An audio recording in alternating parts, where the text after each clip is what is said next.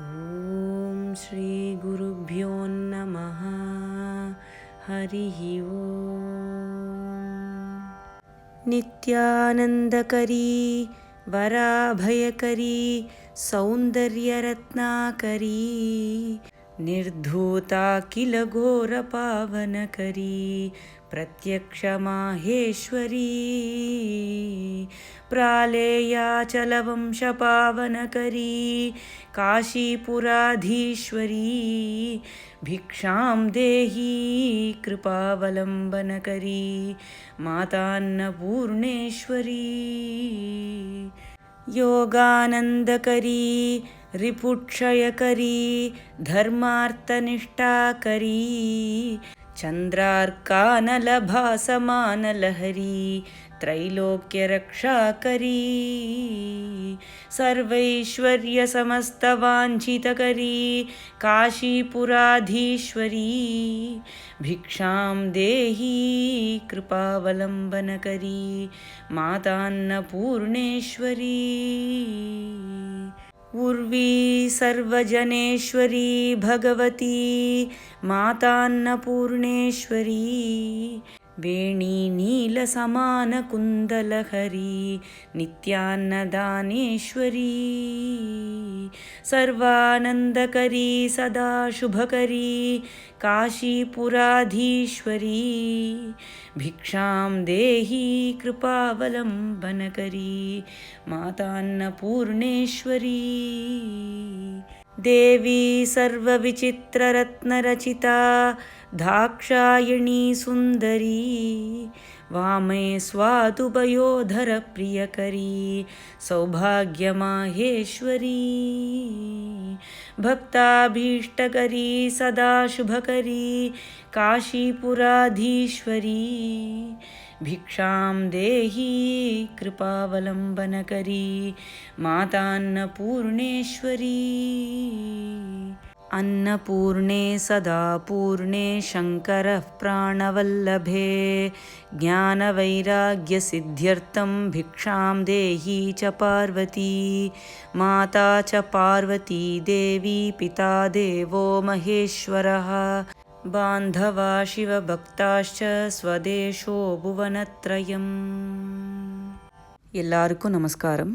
அபிராமி அந்தாதியோடைய பொருள் விளக்கத்தை பார்த்துன்னு வந்ததில் இது 7வது ரெக்கார்டிங். பாலினும் சொல் இனியாய் பனிமாமலர் பாதம் வைக்க மாலினும் தேவர் வணங்க நின்றோன் கொன்றைவார் சடையின் மேலினும் கீழ் நின்று வேதங்கள் பாடும் மெய்ப்பீடும் ஒரு நாளினும் சால நன்றோ அடியேன் முடை நாய்த்தலையே அப்படின்னு சொல்லி அபிராமி பட்டர் நிறுத்தியிருந்தார். எனக்கு போய் அனுகிரகம் பண்ணி உன்னுடைய பொன்னான மலர் பாதத்தை என்னுடைய அழுக்கான தலையில வச்சுட்டியே, என்னுடைய திருவடியை தாங்கிறதுக்கு எவ்வளவு உயர்ந்த இடங்கள்லாம் காத்துன்னு இருக்கு. 4 வேதங்களுடைய பீடமும் இந்த 4 வேதங்களும் கொண்டாடக்கூடிய பரமேஸ்வரனுமே தன்னுடைய சிகையை காட்டி உன்னுடைய திருவடியை தலையில வச்சுக்க சந்தோஷமா ஏத்துப்பாளே. ஸ்ரீ மாதா ஸ்ரீ மகாராக்னி ஸ்ரீமத் சிம்ஹாசனேஸ்வரி, இந்த ஞானத்தை எல்லாம் பெற்றெடுத்து நடத்தும் மகாராணியாச்சே.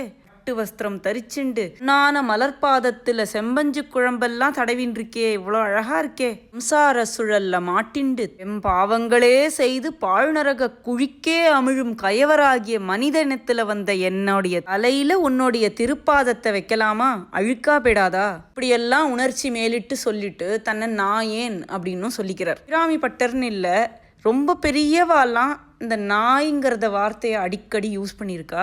செம்மை நலம் அறியாத சிதடரொடும் தெரிவேனை மும்மலம் அருவித்து முதலாய முதல்வன் தான் நம்மையும் ஒரு பொருளாக்கி நாய்ச்சிவிகை ஏற்றுவித்த அம்மை எனக்கு அருளியவார் யார் பெறுவார் அச்சோவே. மாணிக்க வாசகர் எவ்வளவு இடத்துல நாயின்னு சொல்றாருங்கிறதெல்லாம் சில பேர் கவுண்ட் பண்றவா இருக்கா. நாயேன், நாயடியேன், அடிநாயினேன், ஊர் நாயின் கடையேன் அப்படின்னு திருப்பி திருப்பி சொல்லிக்கிறார். அம்பர் ஒரு உயர்வான கதாபாத்திரத்துக்கு அறிமுகம் செஞ்சுக்கும் போது தன்னை நாயேன்னு சொல்லிக்கிற மாதிரி எழுதியிருக்கார். கூவா முன்னம் இளையோன் குறுகி நீ ஆவான் யார் என அன்பின் இறைஞ்சினான்.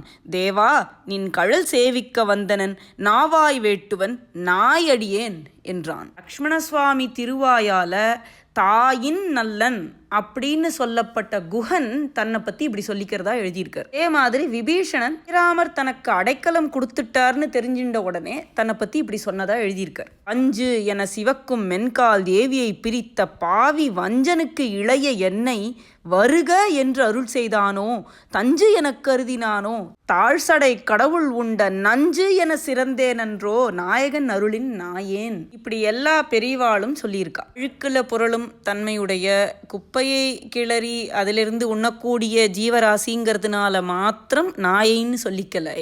ஏதோ ஒரு தாழ்ச்சி மாதிரி சொல்ல போம்போதே தன்னுடைய உயரிய குணங்கள் தனக்கு வராதாங்கிற ஏக்கத்தை தான் நம்ம அதில் பார்க்கணும். இப்படி எத்தனையோ ஜீவராசி இருக்கு.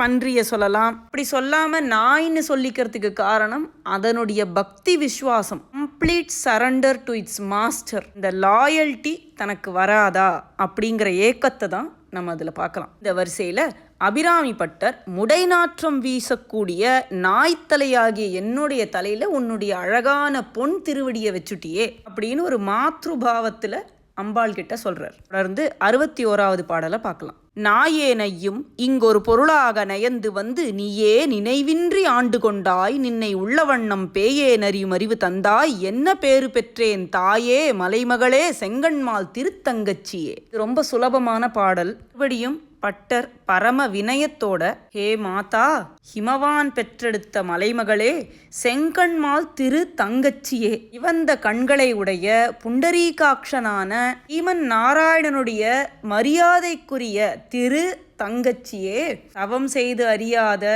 நாய் போன்ற கடைநிலையில் உள்ள என்னையும் ஒரு பொருளாக நயந்து வந்து நீயே நினைவின்றி ஆண்டு கொண்டாய். யோசிச்சு பண்ணியிருந்தாய்னா கண்டிப்பா என்ன தடுத்தாட்கொண்டிருக்க மாட்டேன். நிச்சயமா எனக்கு தெரியும் அதுக்குள்ள தகுதி எனக்கு கிடையாது. சரணாகத தீனார்த்த பரித்ராண பராயணாவாகிய அம்பாள் சரணடைந்த உயிர்களை எல்லாம் ரட்சிக்க கூடிய தொழிலையே செய்து கொண்டிருக்கக்கூடியவள். இந்த காரணமும் இல்லாமல் சதா கருணையோடு இருக்கும் அம்பாள் ரட்சணம் பண்ற பழக்கத்தினால என்ன தடுத்தாட்கொண்டுட்டா.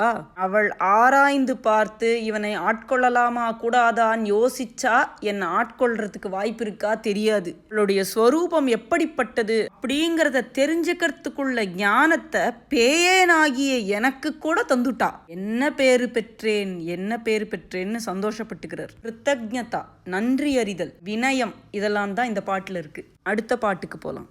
தங்கச் சிலை கொண்டு தானவர் முப்புறம் சாய்த்து மத வெங்கட் கரியுரி போர்த்த செஞ்சேவகன் மையடைய கொங்கை குறும்பை குறியிட்ட நாயகி கோகனகச் செங்கை கரும்பும் மலரும் எப்போதும் என் சிந்தையதே. பொன்னாலாகிய மலையாகிய மேருமலையே ஒரு வில்லாக வளைத்து கொடிய அசுரர்களாகிய திரிபுரர்களுடைய முப்புறத்தை சாய்த்த மதங்கொண்ட யானையுடைய தோலை போர்த்த திருமேனியுடைய மகாவீரராகிய எங்கள் சிவபெருமானுடைய ஆகம் கொண்டு அவளுடைய மார்பில் வீசக்கூடிய அழகான வாசனை அவர் உடல் முழுதிலும் வீசரா மாதிரி இவளும் அவரும் வெவ்வேறு அல்ல, ரெண்டும் ஒன்றாக கலந்த உருவமே அப்படின்னு எல்லாருக்கும் தெரிகிறா மாதிரி அவர் உடல் முழுவதிலும் அவளுடைய அடையாளங்கள் தெரிகிறா மாதிரி இருக்கக்கூடிய எங்கள் இறைவி. அப்படிப்பட்ட நாயகியாகிய எங்கள் அபிராமி அன்னை அவளுடைய தாமரை போன்ற சிவந்த கரங்களில் ஏந்திய கரும்பு வில்லும் மலர் அம்புகளும் எக்காலத்திலும் என் மனத்துள்ளே வந்து இருப்பன. அவளுடைய திருக்கரங்களும் கரும்பு வில்லும் மலரம்புகளுமே என்னுடைய சிந்தையை ஆட்கொண்டிருக்கு அப்படின்னு திரும்பவும் ஒரு தியான நிலையிலிருந்து சொல்றார் அபிராமி பட்டர். அடுத்த பாடல். தேரும்படி சில ஹேதுவும் காட்டி முன் செல்கதிக்கு கூறும் பொருள் குன்றில் கொட்டும் தரிக்குறிக்கும் சமயம் ஆறும் தலைவி இவளாயிருப்பது அறிந்திருந்தும் வேறு சமயம் உண்டென்று கொண்டாடிய வீணருக்கே. ஷண்மதங்கள்னு சொல்லப்படுற 6 சமயங்கள் இருக்கு. ஆணாபத்தியம், கௌமாரம், சாக்தம், சைவம், வைஷ்ணவம், சௌரம். இந்த 6 சமயங்களுக்கும் மூலமாக அது எல்லாவற்றுக்கும் மிகப்பெரிய தெய்வமாக இருக்கக்கூடியவள் பராசக்தியான அன்னை அபிராமி. இந்த பிரபஞ்சத்துல ஒரே ஒரு கடவுள் தான் இருக்கார், ஒரு பகவான் தான் இருக்கா அப்படின்னு வச்சுண்டா அப்போ அவாவா தொழற தெய்வம் தான் அந்த ஒரே கடவுள். அதனால அபிராமி பட்டர் இந்த பராசக்தியே தான் அந்த எல்லா தெய்வங்களாகவும் இருக்கா. தன்னுடைய உடல்ல உள்ள குங்குமத்தை எல்லாம் சேர்த்து தான் பிள்ளையார பண்ணினா. தான் கௌமாரி, மாகேஸ்வரி, வைஷ்ணவி இப்படி எல்லாமாவும் இருக்கிறவள் அவள்தானே. இவளேதான் வேலை நிலம் 7 பருவரை 8 எட்டாமல் இரவு பகல் சூழும் சுடர்க்கு நடுவே கிடந்து சுடர்கின்றவள். சமயம் 6 தலைவி இவளாய் இருப்பது அறிந்திருந்தும் வேறு சமயம் உண்டு அப்படின்னு வாதம் செய்யக்கூடிய வீணர்கள் தெரிஞ்சின்றேதான் சொல்றா. அவளுடைய சக்தி இல்லாம எந்த ஒரு தெய்வத்துடைய உருவமும் தன்னுடைய தொழிலை செய்ய இயலாது. எல்லாம் தெரிஞ்சிருந்தும் வீணர்கள் அந்த சமயம் இருக்கு, இந்த சமயம் இருக்கு, இதுதான் தெய்வம், இதுதான் பெரிய தெய்வம்னு எப்ப பார்த்தாலும் கொண்டாடிண்டே இருக்கா. கிட்ட போய் எல்லா பிரமாணங்களையும் காட்டி பலவித யுக்திகள் ரீசனிங் பண்ணி அவர்கள்கிட்ட உண்மை தெளியும்படி தாபிக்க முயல்வது, அவர்களுக்கு கடைத்தேற வழி காட்டுவது அப்படிங்கிறது ஒரு வீணான முயற்சி. ஏன்னா அவர்களுக்கு தெரிஞ்சுட்டே தான் அவ இல்லைன்னு சொல்றா. மாத்தி மாத்தி வாதம் பண்ணுவாளே ஒழிய என்ன சொன்னாலும் அவளுக்கு புரிய போறதில்லை அப்படிங்கிறார் அபிராமி பட்டர். கிட்ட இதையெல்லாம் எடுத்து சொல்றது எதை ஒக்கும்னா, பெரிய மலைப்பாறைய ஒரு மரத்தூணால இடிச்சு உடைக்க ட்ரை பண்ற மாதிரி. இந்த சமயத்தை சொன்னாலும் எந்த கடவுளை சொன்னாலும் அந்த கடவுள் அந்த தொழிலை செய்யறதுக்குள்ள சக்தியை தருபவள் இவளே. இதனால சமயம் 6க்கும் இவளே தலைவி அப்படின்னு சொல்றார் அபிராமி பட்டர் இந்த பாட்டுல. அடுத்த பாடல். வீணே பலிகவர் தெய்வங்கள் பால் சென்று மிக்க அன்பு பூணேன், உனக்கு அன்பு பூண்டு கொண்டேன், நின் புகழ்ச்சியன்றி பேணேன், ஒரு பொழுதும் நின் திருமேனி பிரகாசமன்றி காணேன், இருநிலமும் திசை 4 ககனமுமே.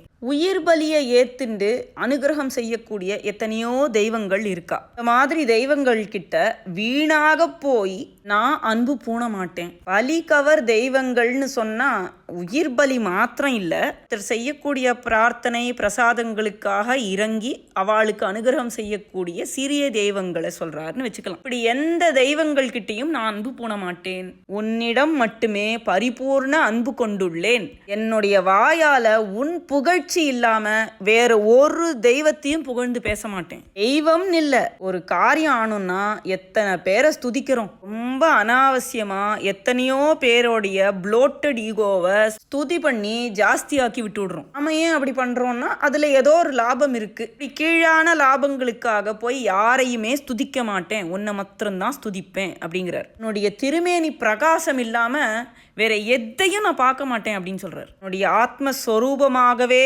நின்று விளங்கி தெரியற அம்பாளுடைய திருமேனி இல்லாம அதனுடைய பிரகாசம் இல்லாம காணேன் இரு நிலமும் திசை 4 ககனமுமே. இந்த பூமி ஆகாசம் 4 திசைகள் ஒண்ணுமே தெரியல, அம்பாள் மாத்திரம்தான் தெரிகிறா அப்படிங்கிறார். அடுத்த பாடல். ககனமும் வானமும் புவனமும் காணவிற்காமனங்கம் தகனம் முன் செய்த தவப்பெருமார்க்கு தடக்கையும் செம்முகனும் 3 23 எனத் தோன்றிய மூதறிவின் மகனும் உண்டாயதன்றோ வள்ளி நீ செய்த வல்லபமே. அம்பா உன் வல்லமை எத்தகையது அப்படின்னு ஸ்லாகிச்சுக்கிறார். இந்த ஆகாசமும் வானுலகங்களும் பூமியும் எல்லா உலகங்களும் காணுமாறு அத்தனை பேர் முன்னாடியும் அரும்புவில் தரித்த காமனுடைய அங்கம் தகனம் முன் செய்த தவப்பெருமாறாகிய எங்கள் சிவபெருமான் எல்லா உலகங்களில் உள்ளவாளும் இந்த கொடுமை செய்கிற அசுரர்கள் அழியறதுக்கு சுவாமியுடைய திருக்குமாரர் வந்துதான் அழிக்க முடியும்னு சொன்ன உடனே அவர்கிட்ட போகவே பயந்த மன்மதனை கன்வின்ஸ் பண்ணி,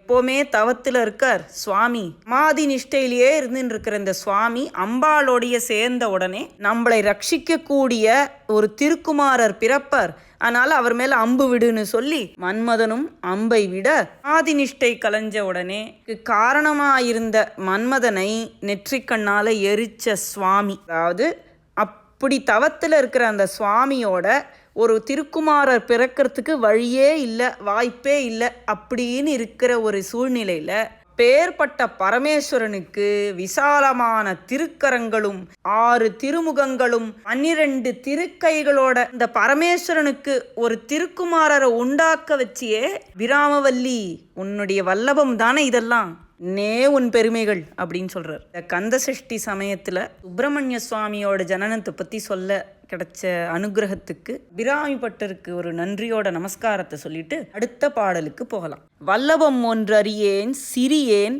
நின் மலரடி செம்பல்லவம் அல்லது பற்றொன்றிலேன் பசும் பொன் பொறுப்பு வில்லவர் தம்முடன் வீற்றிருப்பாய் வினையேன் தொடுத்த சொல் அவமாயினும் நின் திருநாமங்கள் தோத்திரமே. பட்டர் மறுபடி வினயத்தோட, எனக்கு எதுவுமே தெரியாது, டிவிலியாகிய என்கிட்டேந்து வரக்கூடிய வார்த்தைகள் அப்பும் தவறுமா இருக்கலாம், அதுக்காக நீ என்னை கோச்சுக்காத, நான் என்னெல்லாம் சொல்றேனோ அதெல்லாம் உனக்கு நான் பண்ண ஸ்தோத்திரம் தான் அப்படின்னு நீ ஏத்துக்கோ அப்படின்னு சொல்ற பாடல் இது. பசும் பொன்மலையாகிய மேருமலையை வில்லாக கொண்ட பரமேஸ்வரனுடன் இணை பிரியாமல் எப்போதும் விளங்கி கொண்டிருக்கிற அபிராமி அன்னையே, எனக்கு எந்த வல்லபமும் கிடையாது, எந்த விதமான அறிவாற்றலையும் நான் தெரிஞ்சுக்க கூட இல்லை, மிகச் சிறியேன், சிற்றறிவை உடைய ஒரு ஜந்து, எனக்கு வேற எந்த பற்றும் இல்லை, உன்னுடைய திருவடியாகிய சிவந்த தாமரைகள் அல்லாது வேற ஒரு பற்றும் இல்லாதவன், பலவிதமான பாவங்களை தினமும் செய்து தீவினையாளனாக இருப்பவன், நான் தொடுத்த சொல்லெல்லாம்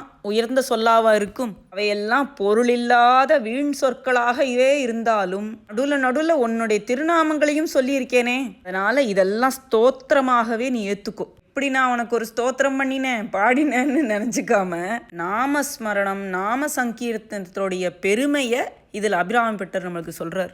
எப்படியெல்லாம் ஸ்துதி பண்ணினாலும் பரவாயில்ல, அதில் அம்பாளோட பேர் பரம்பொருளுடைய பேர் இருந்தால் போகும், அது ஸ்தோத்திரம். எல்லா பெரியவாளும் இப்படி தான் சொல்லியிருக்கா. நஜானாமி சப்தம் நஜானாமி சார்த்தம் நஜானாமி பத்யம் நஜானாமி கத்யம், எனக்கு வார்த்தைகள் தெரியாது, அதனுடைய அர்த்தங்கள் தெரியாது, ப்ரோஸ் தெரியாது, போயட்ரி தெரியாது, ஒன்றும் தெரியாது, என்னுடைய ஹிருதயத்துக்குள்ள ஒரு 6 முகம் தெரியறது, அதனால் வார்த்தைகள் தானாக வந்து வெளியில் விழுறதுன்னு சொல்கிறா ஆதிசங்கர பகவத் பாதாள். என்ன ஆச்சரியம் அப்படின்னு வேற சொல்கிறார்.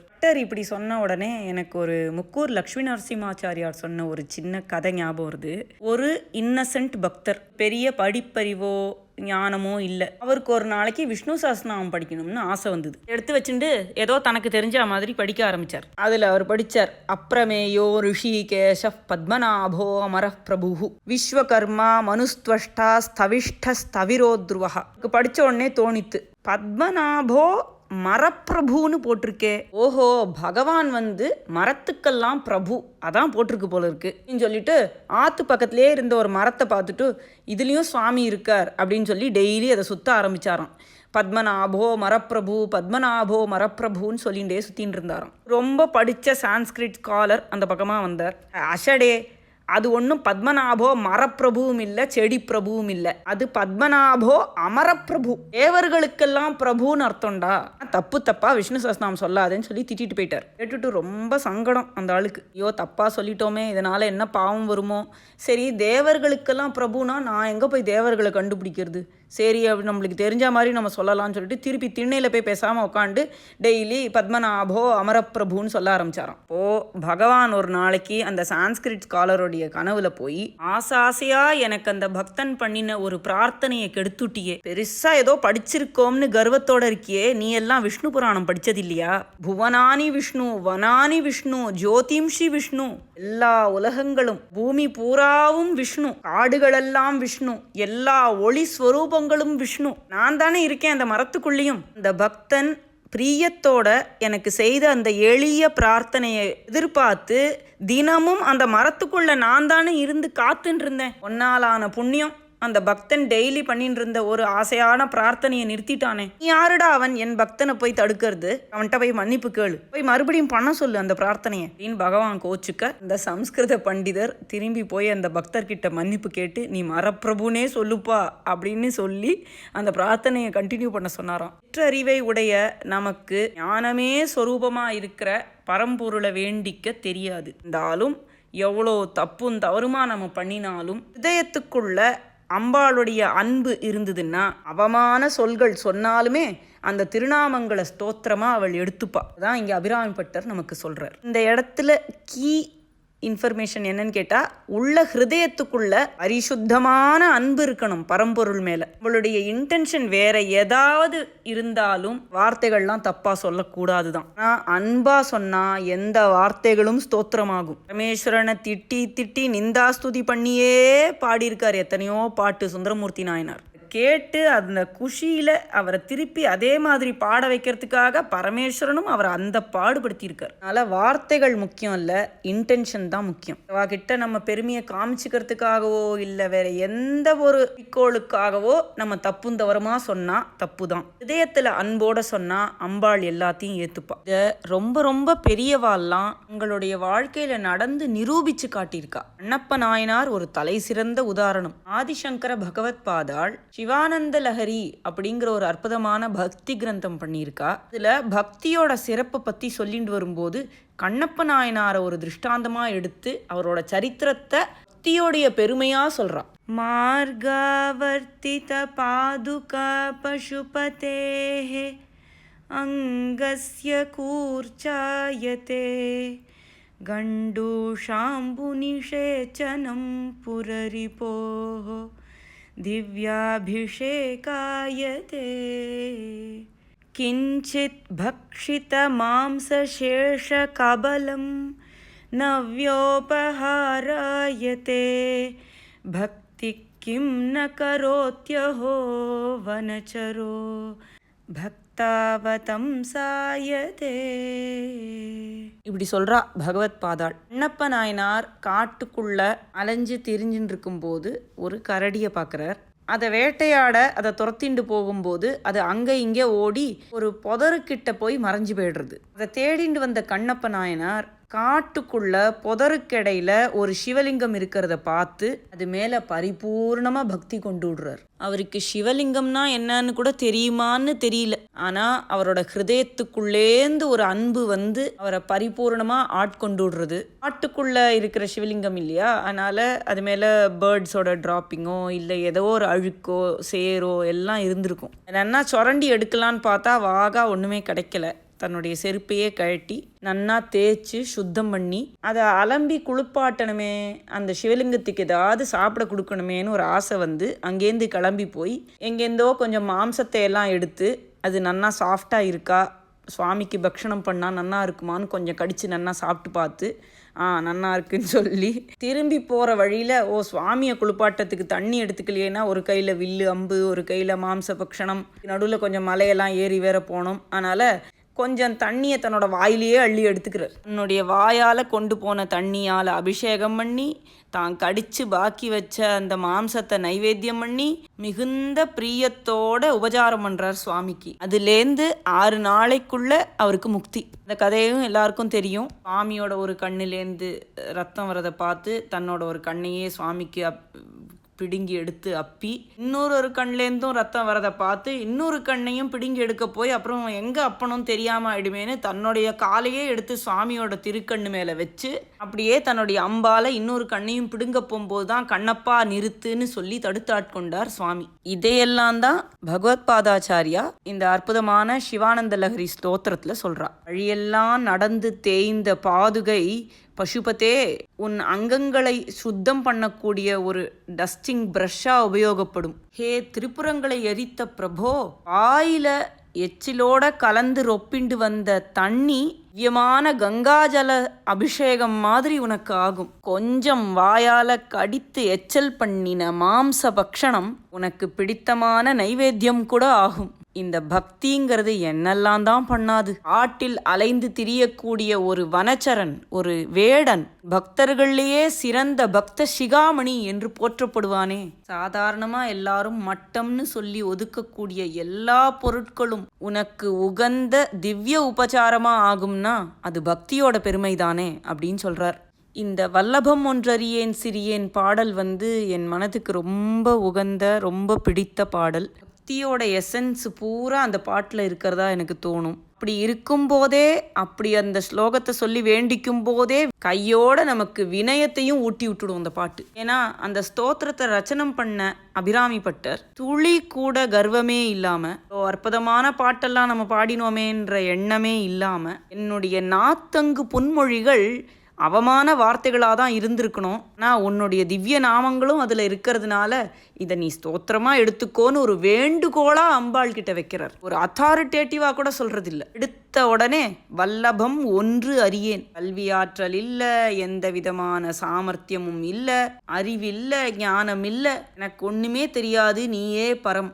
சும்மா ஒரு தடவை சொன்னாலே நம்ம மனசை சரணாகதி பக்கம் திருப்பும். வல்லபம் ஒன்றறியேன் சிறியேன் நின் மலரடி செம்பல்லவம் அல்லது பற்றொன்றிலேங்கிறதே சரணாகதி தான். இந்த பாட்டை பற்றி இன்னைக்கு பூரா சொல்லிகிட்டே இருக்கலாம். ஒரே பாடலில் ரொம்ப நாள் நின்னதுக்கு மன்னிப்பு கேட்டுண்டு அடுத்த பாடலுக்கு போகலாம். தோத்திரம் செய்து தொழுது மின்போலும் நின் தோற்றம் ஒரு மாத்திரை போதும் மனதில் வையாதவர் வன்மை குலம் கோத்திரம் கல்வி குணம் குன்றி நாளும் குடில்கள் தோறும் பாத்திரம் கொண்டு பலிக்கு உழலா நிற்பர் பாரெங்குமே. பரம்பொருள ஹிருதயம் நிறைந்த பக்தியோடையும் அன்போடையும் ஸ்துதி பண்றவா வா பண்ற உபாசனை கொஞ்சம் அப்படி இப்படி இருந்தாலும் அவளுடைய பக்திக்கே பிரதானம் கொடுத்து அந்த பரம்பொருள் 6 நாள்ல கூட முக்தி கொடுத்துடுவா. ஆனா இப்பேற்பட்ட பக்தியில ஒரு அணுவளவு கூட இல்லாதவா அவளுடைய கதி என்ன? அதை தான் அபிராமி பட்டர் இந்த பாட்டுல சொல்றார். இறைவி உன்னை வாயால ஸ்துதி பண்ணி உடம்பால வணங்கி தொழுது மின்னல் கொடி போல சுடர்விடக்கூடிய உன்னுடைய திருமேனி தோற்றத்தை ஒரு கண நேரமாவது மனத்தில் இருத்தி தியானம் செய்யாதவர்கள் எவ்வளவு சிறப்பான இடத்துல இருந்தாலும் அவர்களுடைய வன்மை குலம் கோத்திரம் கல்வி குணம் எல்லாம் குன்றி ஒவ்வொரு நாளும் ஒவ்வொரு குடிலா தேடிண்டு போய் பாத்திரம் கொண்டு பலிக்கு உழலா நிற்பர். கையில பிச்சை பாத்திரத்தை எடுத்துட்டு போய் ஒத்தொத்தட்டையா பிச்சை எடுத்துட்டு அலைவா அப்படின்னு அபிராமி பட்டர் சொல்றார். அப்பாடு கேட்டு பிச்சை எடுக்கிறது மாத்திரம் பிக்ஷை இல்லை, அன்பை வேண்டி கூட பிச்சை எடுக்கிறவா இருக்கா. ஆரோக்கியத்தை வேண்டி அருணையை வேண்டி கூட பிக்ஷை எடுப்பா. இப்படிலாம் கூட இல்லாமல் நிறைய பணங்காசு இருந்து கூட மற்றவாக்கிட்ட எனக்கு இன்னும் கொஞ்சம் பணம் கொடுன்னு கேட்கறது கூட ஒரு வகையான பிச்சை தானே. அதனால் இறையன்பு துளி கூட இல்லாதவா மற்ற எல்லார்கிட்டையும் கையேந்தி பிக்ஷை எடுக்க வேண்டி வரும்னு அபிராமி பட்டர் இங்கே வான் பண்ணுறார். அடுத்த பாடலுக்கு போகலாம். பாரும் புனலும் கனலும் வெங்காலும் படர் விசும்பும் ஊரும் முருகுசுவை ஒளிவூறு ஒலி ஒன்றுபட சேரும் தலைவி சிவகாம சுந்தரி சீரடிக்கே சாரும் தவமுடையார் படையாத தனம் இல்லையே.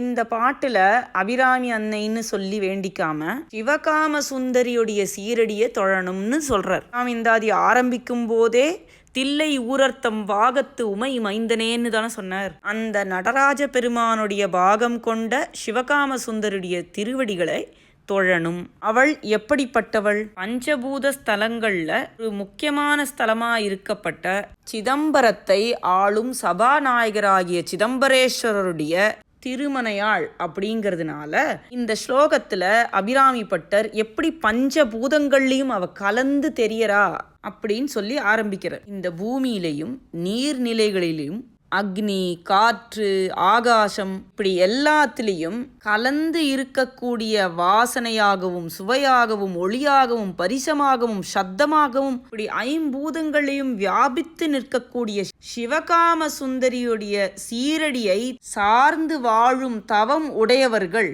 படையாத தனம் இல்லை. அவளுக்கு எல்லா ஐஸ்வர்யத்தையும் தராளாம் அம்பாள். அவளுக்கு ஒரு நாளும் மற்றவா கிட்ட கையேந்த வேண்டிய நிலைமை வராது. பஞ்சபூதங்கள்லையும் வியாபித்து நிற்கக்கூடிய அம்பாள் அவளுடைய மூச்சு காத்துல கூட இருக்காளே.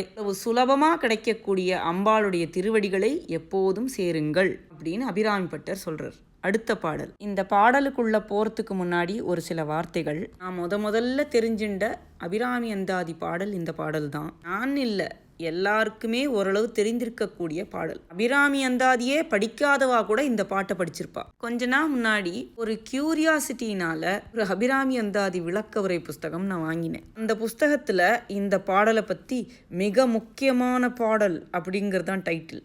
எல்லா பாட்டுக்கும் தனம் பெற கல்வியில் உயர்வு பெற அப்படின்லாம் நிறைய டைட்டில் கொடுத்துருந்தாலும் இந்த பாட்டுக்கு தான் அந்த மிக பிரதானமான இடம். எல்லாருக்கும் ஓரளவு தெரிஞ்சிருக்கக்கூடிய பாடல்னு சொன்னேன். நான் கத்துண்ட முதல் அபிராமி அந்தாதி பாட்டும் இதுதான்னு சொன்னேன். ஏன் அப்படின்னு கேட்டால், நான் அடிக்கடி போகக்கூடிய கோயிலில் செவத்தில் இது செதுக்கி வச்சுருந்தா. அபிராமி பட்டர் 100 பாட்டு எழுதிட்டும் இந்த ஒரு பாட்டுக்கு இவ்வளோ சிறப்பு ஏன் அப்படின்னு யோசிச்சு பார்த்தா சிரிப்பு தான் வருது. ஸ்லோகம்னு இருந்ததுன்னா அதுக்கு கடைசியில் பலஸ்ருதின்னு ஒன்று இருக்கும். இந்த ஸ்லோகத்தை சொன்னால் இன்னின்ன பலன்கள் கிடைக்கும் அப்படின்னு சொல்லக்கூடிய ஒரு ஸ்லோகம். விஷ்ணு சஹஸ்ரநாமம் லலிதா சஹஸ்ரநாமத்துக்கெல்லாம் பக்கம் பக்கமாக பலஸ்ருதி. உகார்தோ முச்சதே ரோகாத் பத்தோ முச்சேத பந்தனாத் பயான் முச்சேத பீதஸ்து முச்சேதாபன்னாபதா. எதையெல்லாம் விரும்பி நம்ம அந்த ஸ்லோகத்தை சொல்கிறோமோ அதெல்லாம் அவளுக்கு கிடைக்கும்னு சொல்லக்கூடிய பாடல்கள் தான் பலஸ்ருதி. வேற ஒன்றும் இல்லைனாலும் உயர்ந்த ஞானம் கிடைக்கும்னாவது அது சொல்லும். வெங்கடேஷ சுப்ரபாதம் மாதிரி. இதெல்லாம் ஏன் சொல்கிறேன் அப்படின்னு கேட்டால், அபிராமி பட்டர் இந்த அபிராமி அந்தாதிங்கிற பக்தி கிரந்தத்துக்கு கடைசியில் நூல் பயன்னு ஒன்று எழுதியிருக்கார். ஆனால் அந்த பாடல் ஒரு நூல் பயன் மாதிரி இருக்கவே இருக்காது. இந்த அபிராமி அந்தாதியை சொல்பவர்களும் கேட்பவர்களும் இன்னின்ன பலன்கள் அடைவார்கள்னு எங்கேயுமே அவர் சொல்லலை. வியாபார மனமுடைய நமக்கு அது சந்தோஷம் தரக்கூடியதாக இருக்காது. அதனால் இந்த 100 பாடல்களில் ஏதோ ஒரு பாடலில் என்னென்ன பெரிய உயர்ந்த தனங்கள்லாம் நமக்கு கிடைக்கும் அம்பாளை வேண்டின்டான்னு அபிராமி பட்டர் சொல்லியிருக்காரோ அந்த பாடலையே ஒரு பலஸ்ருதி மாதிரி எல்லாரும் சொல்லிட்டு இருக்கிறது தான் வழக்கம். இதை ஒரு நூல் பயனாக நினச்சி அபிராமி பட்டர் சொல்லலை. அம்பாளுடைய கடைக்கண் பார்வைக்கு எவ்வளவு மகிமை உண்டு அப்படிங்கிறத அபிராமி பட்டர் சொன்னதையே ஒரு நூற்பயன் மாதிரி எல்லாரும் எடுத்துட்டா. இப்படியெல்லாம் சொல்கிறேனேங்கிறதுக்காக இந்த பாடல் எந்த விதத்திலையும் குறைந்ததுன்னு நான் சொல்ல வரல. இந்த எல்லா ஸ்லோகத்தையும் ஒரு வியாபார நோக்கி இல்லாம அம்பாளுடைய பெருமைகளை சொல்ல வந்த பாடல்கள்ங்கிறத புரிஞ்சுண்டு சரணாகதி பாவத்தில் படிக்கிறது தான் நமக்கு நல்லது. இந்த பாடலை பார்க்கலாம்.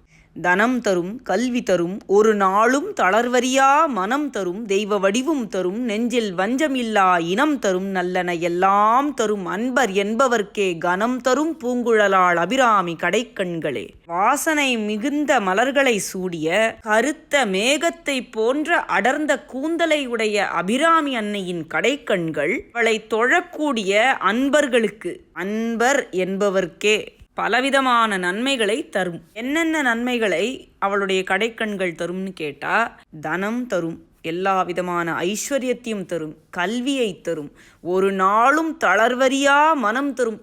இந்த டிப்ரெஷன் சொல்கிறாளே அதெல்லாம் ஒன்றுமே வராது. தெய்வ வடிவும் தரும்னு சொன்னால் நல்ல திவ்யமான அழகை தரும்னு வச்சுக்கலாம். அவரவர்களுக்கு தங்களுடைய சொரூப ஞானத்தை தரும்னு வச்சுக்கலாம். நெஞ்சில் வஞ்சமே இல்லாத உறவுகளையும் நட்புகளையும் தரும். அப்படின்னா என்ன? சத்சங்கத்தை தரும். இன்னும் என்னென்னலாம் நன்மைகள் உண்டோ அது எல்லாத்தையும் தரும்னு ஒரு பிளாங்கெட் ஸ்டேட்மெண்ட் போட்டார் அபிராமி பட்டர். இவ்வளவு நன்மைகளையும் அவளுடைய கடைக்கண் பார்வையோடைய ஒரு துளி போருமே நமக்கு எல்லாம் கிடைச்சிடுமேன்னு சொல்றார். இந்த அற்புதமான பாடலுக்கு ஒரு பூர்வ பீடிகை போட்டதுக்கு காரணம், இவ்வளவு அழகான பாடல்களை தந்த அபிராமி பட்டருக்கு இந்த ஸ்லோகத்தை சொன்னா இன்னென்ன பலாபலன் கிடைக்கும்னு சொல்லக்கூடியா தெரியாது. அவர் அப்படி சொல்லலையே. இப்போ அவருடைய இன்டென்ஷன் என்ன அப்படிங்கிறத புரிஞ்சுண்டு படித்தா பக்தி பெருகும், நம்மளுடைய மனத்தில் இருக்கிற ஆர்த்திகள் குறையும். இப்படி இல்லாமல் இந்த பாடல்களை ஆர்த்தியை வளர்க்கக்கூடிய பாடல்களாக ஆக்கிக்கிறது நமக்கு கெடுதல். இது மட்டும் இல்லாமல் இதில் ஒரு பெரிய கேட்ச் வச்சிருக்கார் அபிராமி பட்டர். அன்பர் என்பவர்க்கே அப்படின்னு போட்டுட்டார். பக்தினே சொல்றது கிடையாது, அன்பு தான். இப்படி அபிராமியுடைய திருவடிகளில் அன்பு பூண்டவர்கள் தனத்தை ஒரு பெரிய காரியமாக எடுத்துக்க மாட்டா. மெட்டீரியல் வெல்த்தை நினைச்சு அவ அம்பாளை வேண்டிக்கல, அது அவளுக்கு தானா கிடைக்கும் அப்படிங்கிறது தான் அபிராமி பட்டர் சொல்ல வந்த விஷயம். அடுத்த பாடல். கண் கழிக்கும்படி கண்டு கொண்டேன் கடம்பாடவியில் பண் கழிக்கும் குரல் வீணையும் கையும் பயோதரமும் மண் கழிக்கும் பச்சை வண்ணமும் ஆகி மதங்கற்குல பெண்களில் தோன்றிய எம்பெருமாட்டி தன் பேரழகே. இந்த பாடல்ல அபிராமி பட்டர் ஷியாமளா என்று சொல்லப்படுற மாதங்கி அப்படிங்கிற ரூபத்தில் இருக்கிற அம்பாளை வேண்டிக்கிறார். மதுரையில் கோயில் கொண்டுள்ள மீனாட்சி அம்பாளும் இந்த ராஜ மாதங்கியுடைய ஒரு ரூபம் தான் அப்படின்னு சொல்றது உண்டு. இந்த ராஜ மாதங்கி பார்க்கறதுக்கு எப்படி இருக்கா? பச்சை வண்ணமும் கையில ஏந்திய மாணிக்க வல்லகி பாணி அப்படின்னு முத்துசாமி தீட்சிதர் சொல்றார். மாணிக்க வீணையை கையில் தரித்தவள். கடம்பாடவி அப்படின்னு சொன்னா கடம்ப அடவி, அடவினா காடு, கதம்ப வனம் அப்படின்னு சொல்றதுண்டே. இந்த கடம்ப வனத்தில் பண் கழிக்கக்கூடிய குரலும் வீணையும் அதை ஏந்திய திருக்கரங்களும் திருத்தனபாரமும் இந்த உலகமெல்லாம் பார்த்து ரசித்து கழிக்கக்கூடிய பச்சை வண்ணமும் ஆகி மதங்கமா முனிவருடைய குலத்தில் தோன்றிய எம்பெருமாட்டி ஆகிய எங்கள் மீனாட்சி அம்மையுடைய அழகை, பேரழகை பார்த்து பார்த்து ரசித்து கண்கள் குளிரும்படி நான் கண்டு கொண்டேன் அப்படின்னு அம்பாளுடைய தியானத்துல கழித்து மெய்மறந்த நிலையில அபிராமி பட்டர் நமக்கு சொல்றார். 70வது பாடல் வரைக்கும் இருக்கிற பாடல்களை இந்த ரெக்கார்டிங்ல பார்த்துருக்கோம். இதுக்கு மேல இருக்கிற பாடல்களை அடுத்த ரெக்கார்டிங்ல பார்க்கலாம். ஓம் ஸ்ரீ மாத்ரே நமஹ.